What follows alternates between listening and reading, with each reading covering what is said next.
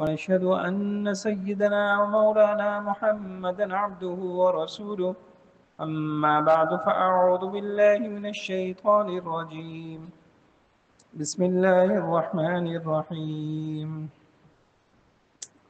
ومن يتول الله ورسوله والذين آمنوا فإن حزب الله هم الغالبون وقال تعالى ألا إن حزب الله هم المفلحون وقال تعالى والذين كفروا بعضهم أولياء بعض إلا تفعلوه تكن فتنة في الأرض وفساد كبير صدق الله العظيم.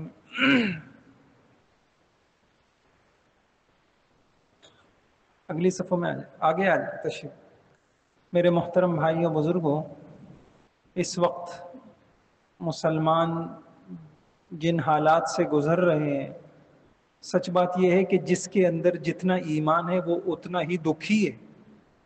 صلاح الدین ایوبی رحمۃ اللہ علیہ کے حالات پڑھ رہا تھا تو غالباً نور الدین زنگی ان کے زمانے میں فرنگیوں نے مسلمانوں کو پر حملہ کیا.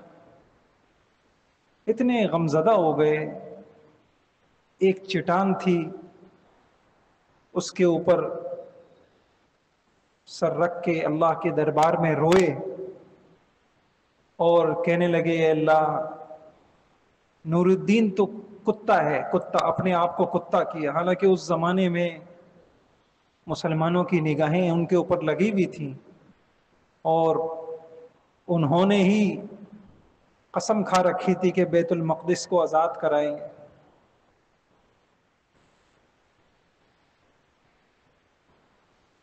تو کہنے لگے اے اللہ، نور الدین کے گناہوں کی وجہ سے مسلمانوں کے اوپر یہ حالات نہ آئیں، اے اللہ تو ان مسلمانوں کی مدد فرما.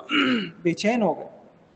تو ایک بات تو یہ لکھی کہ ایسے کہیں حال آئے تو خط میں لکھ کر کہیں اطلاع دی تو یہ فرمایا جس کا جتنا ایمان ہے وہ مسلمانوں کے حالات پہ اتنا ہی پریشان ہے. معلوم ہوا کہ امت پر کوئی حال آئے، اگر میں پریشان ہوں، غمزدہ ہوں، تو یہ میرے ایمان کی علامت ہے. اور خدا نہ کرے کہ میری طرز زندگی میں کوئی فرق نہیں آ رہا اور مجھے کوئی خاص قسم کی اذیت نہیں ہو رہی، مسلمان لٹ رہے ہیں، پٹ رہے ہیں، جل رہے ہیں، عورتیں ہیں، بچے ہیں، لیکن میرے اندر کوئی خاص غم نہیں ہے. یعنی میری چھوٹا سا کاروباری نقصان بھی چھوڑ دیجئے، 1 لاکھ کا فائدہ ہوتا تھا، آج جو ہے آدھے لاکھ کا فائدہ ہو، چہرے کا رنگ بگڑ جاتا. اور مسلمان خون میں نہا جائیں، ہماری یہاں ہنسیاں ختم نہ ہو، پارٹیاں ختم نہ ہو، ہماری عیاشیاں ختم نہ ہو، تو پھر انسان کو اپنے ایمان کی فکر کرنی چاہیے.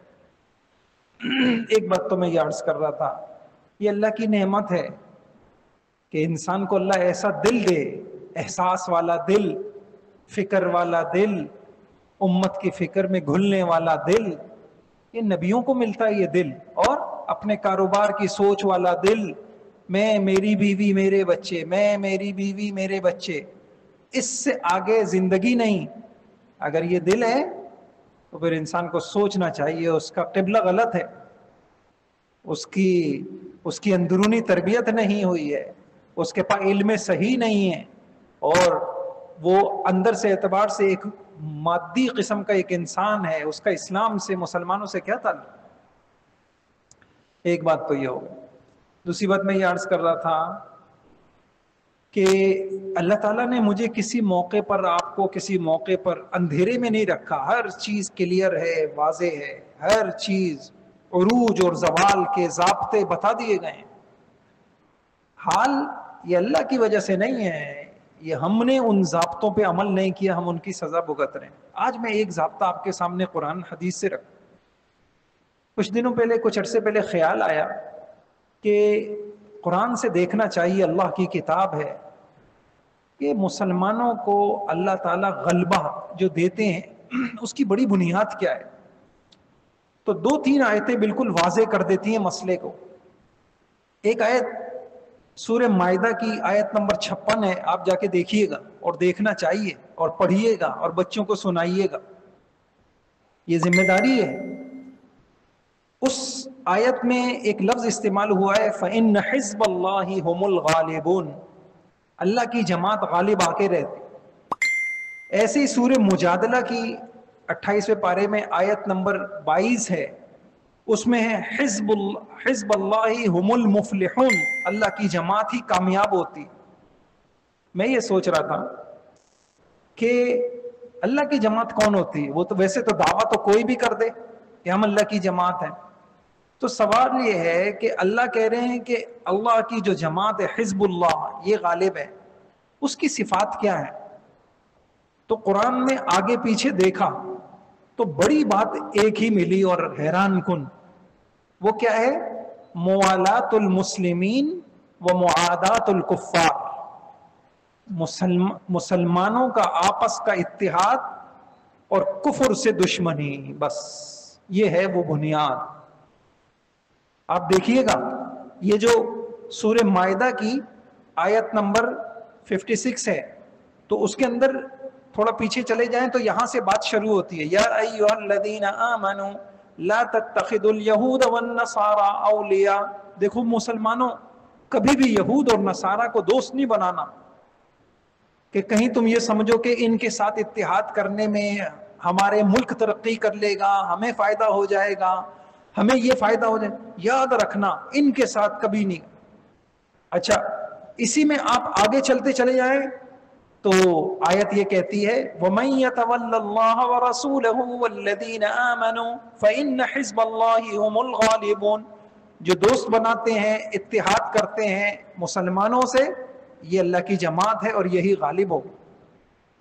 تفسیر عثمانی جو کبھی سعودی عرب میں حاجیوں میں تقسیم ہوتی تھی، یعنی اس کے اوپر اتنا اعتماد کیا گیا تھا، اس کے اندر لکھا ہوا ہے کفار کی کثرت اور مسلمانوں کی قلت عدد کو دیکھتے ہوئے ممکن تھا کہ کوئی کمزور مسلمان اور ظاہر بین جس کی نگاہ خدا کے گہرے قوانین پر نہیں ہے، کوئی ظاہر بین مسلمان اس تردد میں پڑ جاتا کہ میں تمام دنیا سے منقطع ہو کر اور ان سے ہٹ جاؤں گا اور کفر کو چھوڑ دوں گا، کافروں سے رشتہ توڑ لوں گا، تو اور چند مسلمانوں کے ساتھ، کمزوروں کے ساتھ اتفاق کروں گا، تو غلبہ تو درکنار، کفار کے حملوں سے اپنی زندگی کی بقا اور حفاظت بھی دشوار ہے۔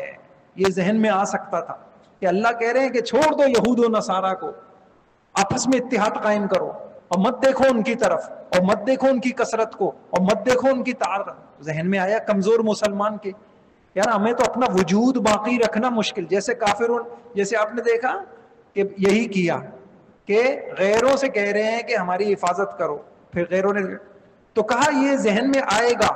ایسے لوگوں کو اللہ نے تسلی دی کہ پریشان نہ ہو، وَمَن يَتَوَلَّ، مسلمانوں کی قلت کر اور ظاہری بے سر و سامانی پر نظر مت کرو، جس طرف خدا اور اس کا رسول ہوگا اور سچے وفادار مسلمان ہوں گے وہی پلہ بھاری ہوگا۔ یہ ہے جس طرف اللہ رسول ہوگا اور سچے مسلمان وفادار مسلمان ہوں گے وہی پلہ بھاری ہوگا۔ وَمَن يَتَوَلَّ اللَّهَ وَرَسُولَهُ وَالَّذِينَ آمَنُوا فَإِنَّ حِزْبَ اللَّهِ۔ تو یہ ایک آیت ہے قرآن پاک کی، اس میں کہا گیا کہ حزب اللہ غالب ہوں گے، تو مسلمان اللہ کا حزب بن جائیں، حزب الشیطان نہ بنے۔ اور اس کے لیے سب سے پہلے تو یہ ہے کہ اپنے دل میں اتنی صفائی ضرور پیدا کریں کہ آپ دیکھیں کتنی عجیب بات ہے، کتنی عجیب بات ہے، اپنے کاروبار پہ مسئلہ آتا ہے تو بہت سے روادار بھی آپس میں یونینیں بناتے ہیں۔ نہیں جی، اگر ہم بغیر یونین کے رہ نہیں سکتے، تاجر اپنی یونین بناتے ہیں، اپنا اتفاق بناتے ہیں، اپنے حقوق طلب کرتے ہیں، وہاں تو سب جڑ جاتے ہیں۔ اور جب مسلمانوں کا مسئلہ آتا ہے، اجی یہ انہی کی غلطی ہے، وہ جانے ہو جانے۔ کتنی عجیب بات ہے، اپنے کاروبار کو بچانے کے لیے جمع ہوتے ہیں، مشورے کرتے ہیں، یونین بناتے ہیں، اتحاد قائم کرتے ہیں، مظاہرے کرنے پڑے مظاہرے کرتے ہیں، اور جو ہے ذرا سے کچھ ٹیکس بڑھ جائے اس کے اوپر تاجر برادری اکٹھی ہو جاتی ہے، اور ادھر مسلمان کٹے مرے اور مسلمانوں کے اوپر کوئی بھی حال آئے اس پہ ہمیں کوئی غم نہیں ہوتا. فرق دیکھیں آپ. وہی رواداری کا سبق جو ہے اگر دیا جا رہا ہے کہ نہیں بھائی یہ اپنی اپنی دیکھو, وہاں پہ کہتے ہیں کہ اپنا اپنا دیکھو بھائی, اپنا ملک دیکھو, اپنی جان دیکھو, اپنا مال دیکھو, اپنے ملک کی حفاظت کرو. یہ حضور اسلام کا دین نہیں ہے, یہ کسی مولوی کا بنایا ہوا دین نہیں ہے. بھائیوں یہ واضح آیتیں ہیں, میں نے آپ کو آیتیں نمبر دے دی ہیں, آپ خود جا کے دیکھ لیجئے گا. تو قرآن کی ایک آیت یہ ہو گئی. دوسری آیت سورہ مجادلہ کی آپ دیکھیے گا, آیت نمبر 22 ہے. لا تجد قوما, اس میں تو بالکل واضح کر دیا, لا تجد قوما یؤمنون باللہ والیوم الآخر یوادون من حاد اللہ ورسولہ ولو كانوا آباءهم او ابناءهم او اخوانهم او عشیرتهم اولئک کتب فی قلوبهم الایمان وایدهم بروح من. کتنی سری آیتیں ہیں, ہم نے سمجھا نہیں قرآن کو. یہ زوال کے دور کی یہ نشانی ہوتی ہے کہ انسان جب مروب ہوتا ہے غیروں سے تو وہ اپنی تہذیب, اپنے اقدار, اپنا سرمایہ اس کو بڑا بھی ہو قیمتی بھی ہو تو کم نظر آتا ہے. یہ زوال کے دور کی نشانیاں ہیں کہ ہمارے پاس قرآن تھا. کس دنیا میں کس کے پاس آسمانی مذہب ہے سوائے اسلام کے اور سوائے مسلمانوں کے؟ کس کے پاس محفوظ کتاب ہے؟ مسلمانوں کے پاس. یہ اللہ کی کتاب ہے, اس میں بیان کردہ قانون اٹل ہیں, 100% صحیح ہیں, اس میں افراط نہیں ہے, اس میں تفریط نہیں ہے, اس میں غلطی نہیں ہے, غلطی کا امکان نہیں ہے. اس میں جو اب تجزیے سن رہے ہیں ٹی وی کے آگے بیٹھے, یوں کیا ہے تو یوں ہوگا, یوں. کوئی دیکھے اس قرآن میں غور کر کے دیکھے تجزیہ. یہ قرآن آپ کی یہ بہترین تبصرہ ہے, اس میں تجزیہ ہے, یہ قول فصل ہے, یہ قول ہزل نہیں ہے, یہ ہنسی نہیں ہے. اللہ کہہ رہے ہیں یہ کوئی مذاق نہیں ہے. تو اس آیت میں کیا کہا کہ ایمان کا, جس کے اندر ایمان ہوگا تو ایمان کا تقاضا یہ ہے کہ پھر اللہ رسول کے دشمنوں سے دوستی نہ ہو, ان کی طرف جھکاؤ نہ ہو, ان کی طرف کوئی میلان نہ ہو. وَلَوْ كَانُوا آبَاءَهُمْ, چاہے تمہارا باپ ہو, دادا ہو, تمہارا خاندان ہو, تمہاری کنبہ ہو, تمہارا قبیلہ ہو. جہاں اللہ رسول نہیں ہے وہاں ہمارا کوئی تعلق بھی نہیں. اللہ کہہ رہے اولئک کتب فی قلوبہم, جیسے پتھر پہ لکھ دیا جاتا ہے ایسے لوگوں کے دل میں ایمان لکھ دیا گیا. وَأَيَّدَهُمْ بِرُوحٍ مِّنْ, اور اللہ تعالیٰ ان لوگوں کی خاص مدد کرتے ہیں. علماء نے لکھا بِرُوحٍ مِّنْ کیا ہے؟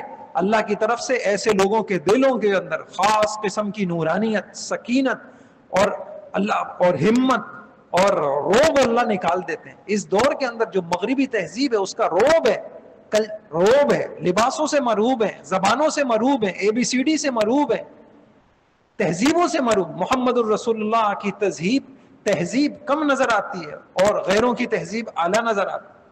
یہ روب نکل جاتا ہے پھر جب ایمان دل میں آتا ہے. پھر جیسے یوں آتا تھا وہ اللہ تعالیٰ روب نکال دیتے ہیں. یہ اس وقت کا بڑا مسئلہ یہ ہے. تو دوسری آیت یہ ہے, اور ایک آیت تو اتنی عجیب ہے, اتنی عجیب ہے. ابو الحسن علی ندوی رحمۃ اللہ علیہ, جن کو عالمی طور پہ ایوارڈ ملا کرتے تھے اور کتنے بڑی ہستیاں تھیں, ان کے لیے خانہ کعبہ کے دروازے کھلتے تھے اور سعودیہ میں ان کی کتابیں پڑھی جاتی ہیں, عربوں کو جھنجھوڑا. وہ یہ جو آیت ہے قرآن پاک کی سورہ انفال کی آیت نمبر 73, وہ کہتے تھے جب میں اس آیت کو پڑھتا ہوں میں حیران ہو جاتا ہوں, پریشان ہو جاتا ہوں. قرآن کا معجزہ کھلتا ہے. وہ کیا آیت ہے؟ اس آیت میں کیا ہے؟ وَالَّذِينَ كَفَرُوا بَعْضُهُمْ أَوْلِيَاءُ بَعْضٍ إِلَّا تَفْعَلُوهُ تَكُنْ فِتْنَةٌ فِي الْأَرْضِ وَفَسَادٌ كَبِيرٌ. دیکھو یاد رکھنا, یہ کافر ایک دوسرے سے متحد ہیں, یہ ایک دوسرے سے دوست ہیں, یہ کبھی تمہارے دوست نہیں ہو سکتے.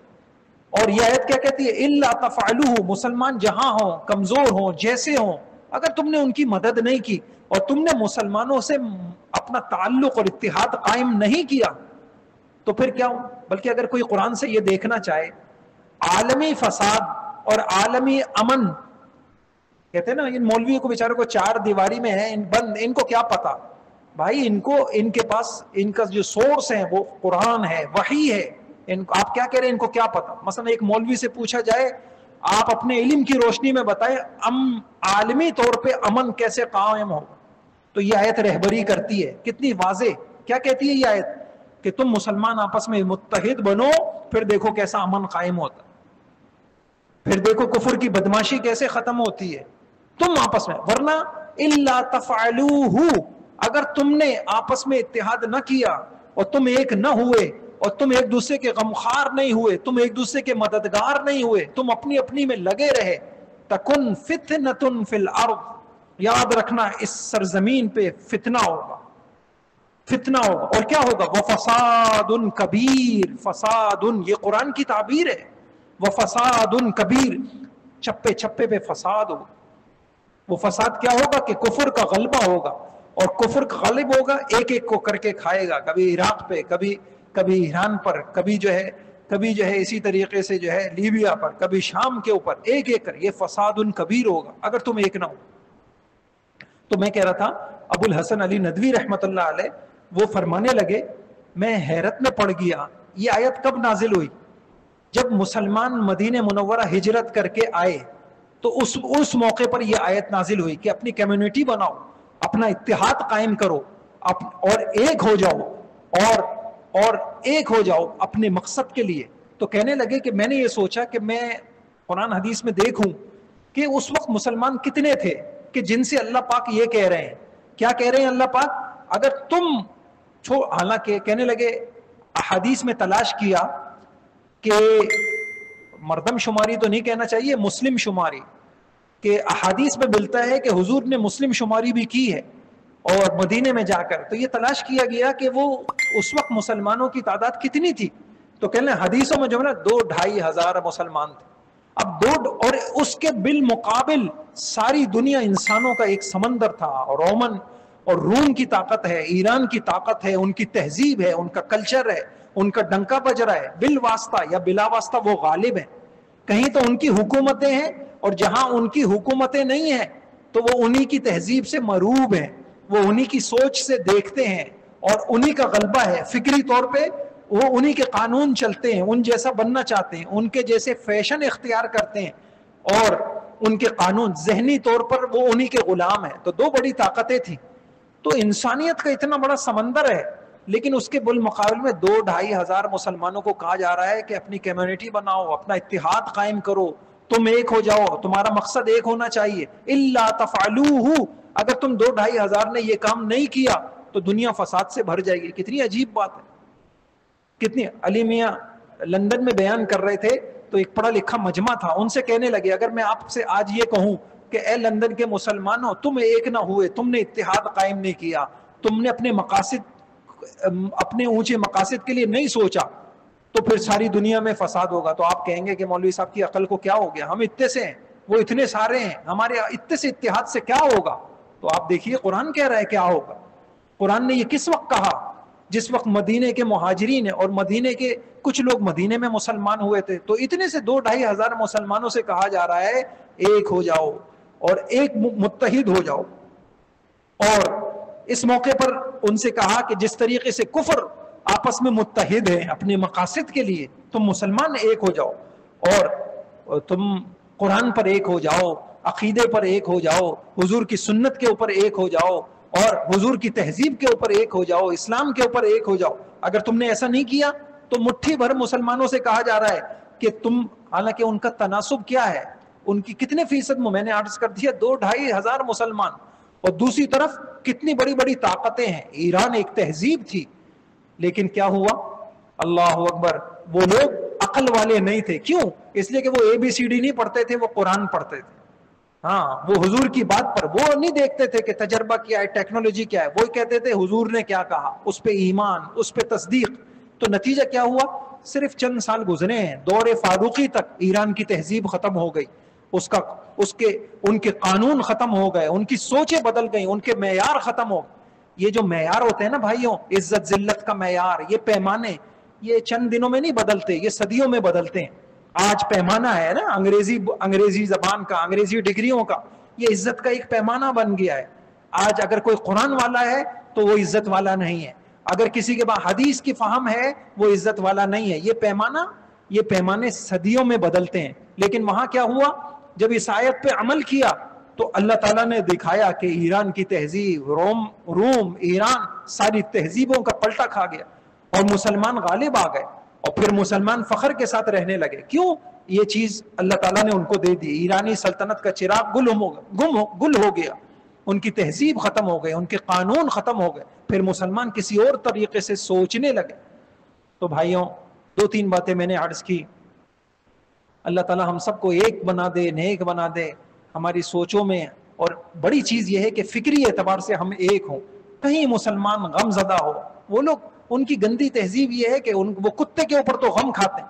اچھا, یہ مسلمانوں کی مروبیت کی نشانی ہے. کیا کہتے ہیں یہ مغرب میں سچائی بہت ہے. مغرب اپنے انفرادی معاملے میں سچا ہوگا, اچھا ہوگا, لیکن قوموں کے ساتھ وہ اچھا نہیں. مغرب اپنے انفرادی, وہ کسی سے کاروبار کرے گا آپ کو سچائی دکھا دے گا, لیکن وہ مغرب کے ساتھ وہ قوموں کے ساتھ اگر آپ دیکھیں گے, اس کی تاریخ پڑھیں گے, قوموں کے ساتھ آپ صلیبی جنگوں کی تاریخیں پڑھیں اور آپ حیران رہ جائیں گے. یہ قوموں کے ساتھ یہ لوگ مخلص, یہ بھیڑیے ہیں, یہ درندے ہیں, اور ہم ان کو کہتے ہیں. یہ ہم کو انسانی حقوق کا سبق اب تو ہوش آ جانا چاہیے مسلمانوں. اب تو کافر اٹھ گئے ان کے ملکوں کے اندر. اب تو مسلمانوں کو اس مروبیت سے نکلنا چاہیے, اپنے قرآن کو تھامنا چاہیے, حدیثوں کو تھامنا چاہیے, اپنی مسجدوں سے جڑنا چاہیے, اپنے دین کو اپنانا چاہیے, اپنے اللہ رسول کو مضبوطی سے پکڑنا چاہیے. اب تو جاگنا چاہیے. اور کون سا وقت آئے گا؟ ابھی بھی ہم ان سے متاثر ہوں گے. ان کی مساوات کا قانون, آزادی کا قانون, عورتوں کے حقوق, فلاں کے حقوق کے نام پر ان کے سارے فلسفے کو تو اب آگ لگا دینا چاہیے. مسلمان کو غیرت آ جانی چاہیے. ایک اسمبلی میں کیا تھا نا کسی نے, کسی ملک کے, اس نے ان کے قانون کو اٹھا کے کہا اب یہ وقت آ گیا کہ اس کو میں ڈسٹ بن کے اندر پھینک دوں. اب ان کا یہ مساوات, اب ان کے ملکوں کے اندر لاکھوں لوگ اٹھ چکے ہیں, اور جو ہوا قافلے کے ساتھ وہ آپ کے سامنے ہے. تو اللہ تعالیٰ مجھے بھی, ہمیں بھی حمیت بھی دے دے. یہ بڑی نعمت ہے. یہ میں نے پھر عرض کر دیا آپ کو, میں بڑا حیران ہوا اس کے اوپر. جس کے اندر جتنا ایمان ہوگا وہ اتنا پریشان ہوگا, جس کے اندر جتنا ایمان ہوگا وہ دکھی ہوگا. مسجد ویران ہو کے دکھی ہونا ایمان کی نشانی ہے. اور نوجوان غلط زندگی کی طرف جا رہے, دکھی ہونا یہ آپ کے ایمان کی نشانی ہے. آنسو بہے, آنسوؤں کی قیمت لگے گی. محمد الرسول اللہ کے آنسوؤں کی قیمت کیا تھی؟ وہ میرے اور آپ کے لیے روتے تھے. ہم روئے راتوں کو. اچھا, کچھ جگہ انسان بے بس ہو جاتا ہے. یہ دعا, اب اس کا مذاق نہ اڑائیں. میں حیران ہو رہا تھا, بخاری شریف کی روایت ہے, ابراہیم علیہ السلام جا رہے ہیں, ان کی بیوی کو ایک بادشاہ اغوا کر لیتا. اب مجھے بتائیے, بیوی کو اغوا کر لیتا ہے, بے بس ہیں, کیا کرتے ہیں؟ اللہ اکبر. میں نہیں کہہ رہا, مولوی کی بات نہیں, قرآن میں, حدیث میں, بخاری شریف میں, وضو فوراً اللہ اکبر, اللہ سے تعلق قائم کیا, آنسو بہائے. وہ بیوی کے اوپر دست درازی کرتا ہے. بیوی کیا کرتی ہے؟ بیوی اللہ اکبر 2 رکعت پڑھتی ہیں, اللہ سے دعا کرتی, اے اللہ ساری زندگی پاک دامنی کی زندگی گزاری ہے, اس کافر کو میرے اوپر مسلط مت فرما. دعا مسلمان کا ہتھیار ہے. اٹھے راتوں, استغفار کریں, پوری قوم استغفار کرے, ان بے بس مسلمانوں کے لیے مانگے. اللہ پاک دل کی یہ غرض ہو, ہمارے بھی مسئلے حل ہوں گے. ہم کہہ رہے ہیں نا مسئلے کیوں حل نہیں ہو رہے؟ مسئلے ایک بڑا وجہ ہے کہ ہم اسلام سے, دین سے, مسلمان سے لا تعلق ہو گئے ہیں. وہ جانے ان کا کام. اللہ پاک نے کہا پھر میں بھی تم سے لا تعلق ہوں, جاؤ اپنی زندگی بنا کے دیکھ. قرآن کا وعدہ ہے, ان تنصروا اللہ ینصرکم, تم اللہ کے دین کے مددگار بنو, میں تمہاری مدد کروں گا تمہاری انفرادی زندگی میں, اجتماعی زندگی میں. میرے بھائی, اللہ تعالیٰ مجھے بھی عمل کی توفیق عطا فرمائے, آپ کو بھی توفیق عطا فرمائے. اللہ پاک حضرت محمد صلی اللہ علیہ وسلم کے غم میں سے کوئی حصہ ہمیں بھی عطا فرمائے, اور ہم کم سے کم باتوں کے بجائے اتنا تو کریں, اپنی اولادوں کو یہ تو دیں. اگر کبھی جائزہ لیں اپنی اولادوں کا, ہماری اولادیں, بچے ہوتے ہیں تو کھیل سے آگے نہیں, موبائل سے آگے, نوجوان ہو گئے تو لڑکیوں کے چکر کے اندر پھنس گئے, اس سے آگے ان کی کوئی زندگی نہیں, اس سے آگے کوئی زندگی نہیں. یہ اللہ کے ہاں کیڑے مکوڑے بن جاتے ہیں پھر جب مسلمان ایسی زندگی گزارتے ہیں. اللہ کے ہاں بے قیمت انسان کی قیمت اس کی آپ کی سوچ کتنی پاکیزہ ہے, آپ کی نیتیں کتنی اچھی ہیں, آپ کے جذبے کتنے بلند ہیں, آپ کے مقاصد کتنے اونچے ہیں. جینے کا یہی مقصد رہ گیا ہے کہ بچے ہو تو فلاں کھیل, کھانا پینا, گھومنا, اور پھر تھوڑے سے جوان ہوئے تو لڑکی اور لڑکا اور لڑکی یا شادی ہو جائے بس, اور اس کے بعد تھوڑے بڑے ہوئے کاروبار, پیسہ پیسہ, پھر مر کے چلے گئے, ختم ہو گئے. یہ پست مقاصد ہے, یہ نیچ اللہ دکھائیں گے. انہی مقصدوں کی وجہ سے اللہ کی نگاہوں میں ہم نیچے ہو گئے, پست ہو گئے. اللہ مجھے بھی توفیق عطا فرمائے, ہماری نسلوں کو توفیق عطا فرمائے، ایک ایک ہمارے بچے کو اللہ پوری امت بنا دے کہ جب ہم اس دنیا سے جائیں امت کو کچھ دے کے جائیں، اللہ کے گھروں کو آباد کر کے جائیں، علم دے کے جائیں، ان کو قرآن سے جوڑ کے جائیں، ان کو اللہ رسول سے جوڑ کے جائیں، ان کو محبت سکھا کے جائیں، اور ان کو اسلام کے لیے جینا، اسلام کے لیے مرنا۔ کیا ہے؟ ان صلاتی و نسکی، یہ میں نہیں کہہ رہا، قرآن کہہ رہا ہے، ان صلاتی و نسکی و محیای و مماتی للہ رب العالمین، میرا جینا اللہ کے لیے، میرا مرنا اللہ کے لیے۔ ہم کہتے ہیں میرا جینا میرے کاروبار کے لیے، میرا مرنا کاروبار کے لیے، پیسے کے لیے، پیسے کے لیے۔ اللہ مجھے بھی توفیق عطا فرمائے، آپ کو بھی توفیق عطا فرمائے۔ اس کے لیے جڑنا ہوگا مسجد سے، اس کے لیے جڑنا ہوگا مسجد میں جو علم سکھایا جا رہا ہے اس سے، قرآن سے، حدیث سے، اللہ کے دین سے، حضور کی سیرت سے۔ اللہ مجھے اور آپ کو عمل کی توفیق عطا۔